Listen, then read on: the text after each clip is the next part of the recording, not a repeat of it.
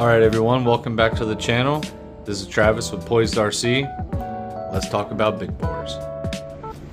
Here we have my 2.2 Unlimited buggy that I just competed with at Nationals and my D1 1.9 Pro Mod.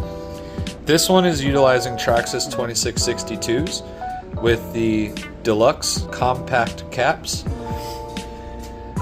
These are 2661s, also with Deluxe Compact caps. My T3 V3 uses 2660s with compact caps from Deluxe. And my T2 has regular caps, but these are 2661s and 2660s in the rear. You know, both of these rigs did really well at Nationals. So this recipe and what I'm telling you is kind of just something that I live by and swear by. Works great for me. Hopefully maybe it could work great for you too. So the Traxxas big bore comes in 3 different sizes: the 2660, which is these, the 2661, which is a ½ an inch longer at full extension, and the 2662, which is a ½ inch longer than that, also at full extension. This is one of my favorite shocks due to the fact that it's just butter smooth. Even the Deluxe are based off of these. In the process I'm going to show you today, I use for both sets of shocks. Regardless of the seal packs that come inside of them, I only use one seal pack. Traxxas part number 2362. I'm very particular about how I build these. I'm not saying this is how you have to build them or how they should be built. It's just how I do it. If this can help you in any way, then heck yeah, let's get to it. Tools we're going to need today are a pair of C-clip pliers, a pair of calipers, a drill bit, but I'll show you why I have 3, countersink, shock pliers, some oil, and then all of our other shock parts. So the first thing we got to do is we got to prep a few things. I like to build my big bores with mini T springs or custom springs that I have made. They're crazy soft, and I get them in a couple of different lengths for the 3 different applications. I have all of our components laid out here in order in which they will go together. This is the stock aluminum cap. It utilizes a straight through hole. It doesn't utilize a ball end. Deluxe offers a 5mm ball end that will fit in here, and it does work great, but I honestly prefer the full range motion of a standard ball end. But I do not like this setup. There's a lot of inefficiency between this point and this point. So I much prefer the compact cap from Deluxe. It gives me the full range movement of a ball end, but doesn't increase my height any. And I know there's the offset cap, but it's very bulky and it's awkward. This is just, honestly, this should be the standard cap for all shocks. That's just my firm belief. Also to note, the standard cap and the offset cap do not seal onto the big bore shock body unless you remove the hex from it entirely. So we'll set that thing aside and we'll get that one there. We have our base plastic ring. Then this is a brand new seal kit. I order them in kind of like bulk, and then I break them down and put them into smaller bags. That way I can have them handy. But the first thing we got to prepare is this white spacer here. And that's where our calipers come in. So these from factory come in at like right at 2.3. I like to take them down to between 2.0 and 2.1. 2.1 is kind of the magic number for me, and that's where this comes in.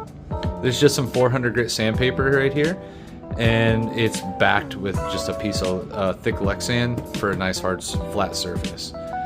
All I'm going to do is I'm going to take I'm just going to kind of pinch it. It's kind of hard to get started. I'm just going to run it in circles, and I'm going to periodically pivot how I pinch it. That way I know I'm gonna get an even sanding. And I'm only gonna do it on one side. And sand for a second, and then come back and check it.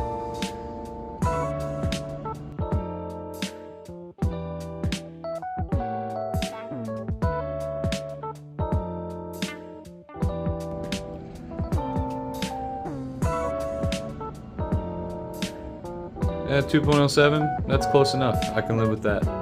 It's right in between our 2.0 and 2.1. Now that that's good, we can put that back in place and we can start prepping our next thing. So for the big bores, if you want to use a Mini T spring, you have to get a spring cup of some kind, and they come in all shapes and sizes, different materials. You can get from 3D printed to Delrin machined to aluminum. These are deluxe aluminum ones, but what I have noticed is that when you get them brand new, they don't fit over the shafts, and I'm not trying to scratch up my shaft. Back to our calipers. Measure our shaft 2.93. But we're gonna find a drill bit that's just over that. Usually one that's 3 mils or better. See, this one's not quite big enough. This one is big enough, but 0.2, 0.3 millimeters of tolerance on each side, not enough. This one is 3.09 and it's the perfect size. So what I'm gonna do is grab my shock pliers,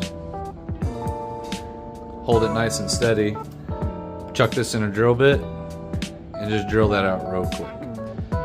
Then when I'm done with that, I can take my countersink and deburr it. And this will be all ready to go. Slides over nice and smooth. Now that we're at this point, we can actually go ahead and start assembling the shock. What I do is I just go ahead, without putting the seal pack inside, I go ahead and drop this in.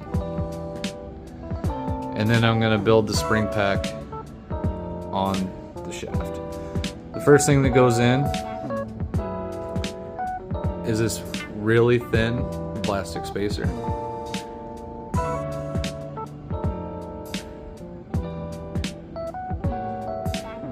Some lubrication on there. Push it over. Next is our plastic spacer that we shaved out. Then one more X-ring.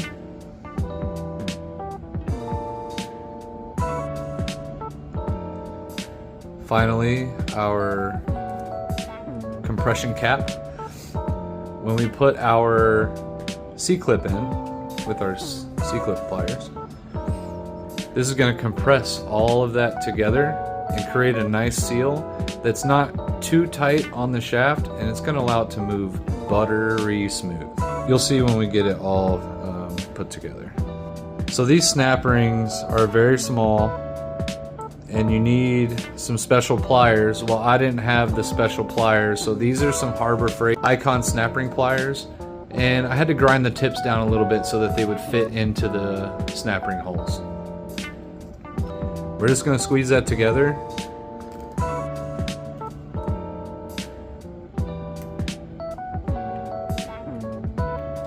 Push that down in there. Now these don't always seat absolutely perfectly, so I just like to take and just push it down.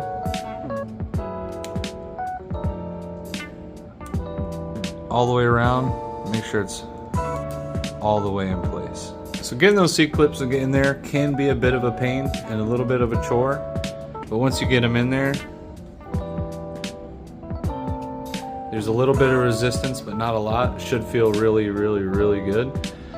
I like to pull it all the way out and then just give it a little, I'm not bending it or putting a lot of pressure, but I'm just running it in a circle to kind of try to center up everything that's inside of the seal pack here. From here, we can go ahead and put on our spring, our pre-clearanced shock cup. Almost forgot one important step. Traxxas shocks usually have like an O-ring as like a bump stop. Some place it between the cup and the shock body, but I actually prefer to put that underneath. This takes up the space that it would have taken up anyways, but the shock cup at full compression, it won't act as a bump stop any longer, but it allows the spring cup and the shock to mate nicely. So I grab my shock pliers. These things are crucial. I've had these for a long time. These are some ProTech ones. We're just gonna run this rod end on here until we feel a sharp rise in torque. That's about right there. And that's plenty. That's gonna be just nice and dandy. There we go. This is gonna be even smoother once we have oil and get this thing all sealed up. So the next thing I'm gonna do is we're gonna get our diaphragm and our cap ready.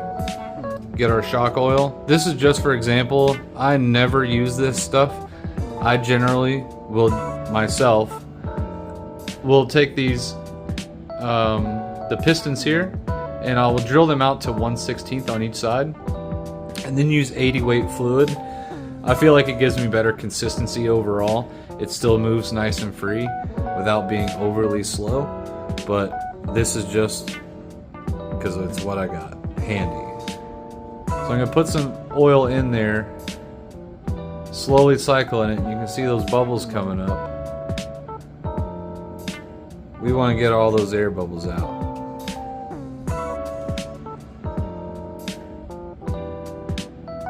I'm gonna fill it to just below the top. Just below the top there. Normally I will take these and I will put them in a bleeding stand to let the air rise for a while. But this fluid is thick enough to where I won't really have to do that. This is just how I do it. Again, this is not how I think you have to do it. But if you can see, our piston is coming up and just barely coming through the fluid. So I'm gonna let it down maybe a 1/16 of an inch. I'm gonna place my damper on here and that's gonna push out any excess fluid that's in the shock here.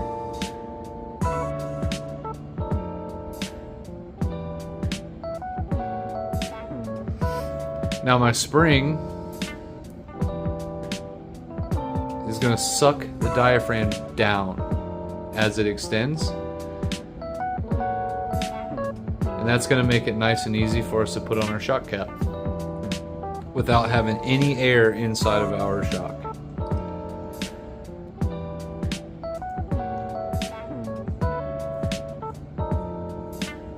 And tighten her all down.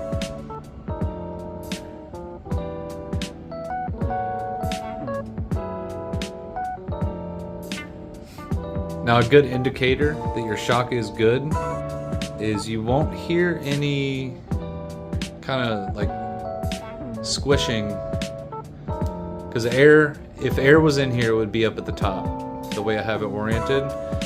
Now if I had it like this, the air would be on this side and you would hear some spongy or squishiness because the piston is sitting right here.